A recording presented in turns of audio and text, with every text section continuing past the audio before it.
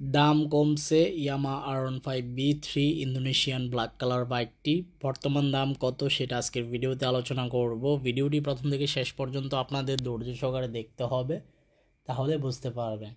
চলুন কথা না বাড়িয়ে ভিডিওর মূল টপিকে যাই।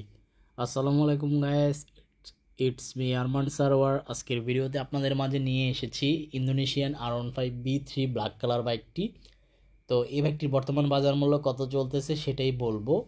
আর ইন্দোনেশিয়ান ব্ল্যাক কালার বাইকটি আমার কাছে দেখতে খুবই ভালো লাগে। আপনাদের কাছে কেমন লাগে অবশ্যই কমেন্ট বক্সে কমেন্ট করে জানাবেন। কিছুদিন আগে কিন্তু এই বাইকটির প্রাইস ছিল আপনার 6 লক্ষ টাকা আস্কিং প্রাইস, বাট এখন 2025 সালে এসে জানুয়ারি মাসে বাইকের দাম কিছুটা কমেছে। এখন বর্তমান দাম চলতেছে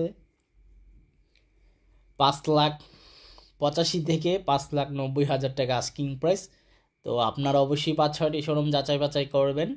5-6টি শোরুম যাচাই বাছাই করার পর যে শোরুম থেকে মনে হবে কম দামে বাইকটি ক্রয় করা যায় ওই শোরুম থেকে বাইকটি ক্রয় করে ফেলবেন ইনশাল্লাহ। পাশাপাশি আরেকটা জিনিস সেটা খেয়াল রাখবেন, সেটা হচ্ছে সার্ভিস সেন্টার। ভালো মানের সার্ভিস সেন্টার কোন শোরুমে আছে সেটাও আপনার লক্ষ্য রাখতে হবে, কারণ ভালো মানের সার্ভিস সেন্টার হলে আপনার বাইক ঠিকঠাক মতো সার্ভিস করাতে পারবেন।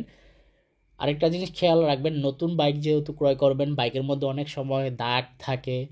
তো এই ক্র্যাচ বা দাগগুলা আছে কিনা সেগুলো যাচাই বাছাই করে তারপর বাইক ক্রয় করবেন।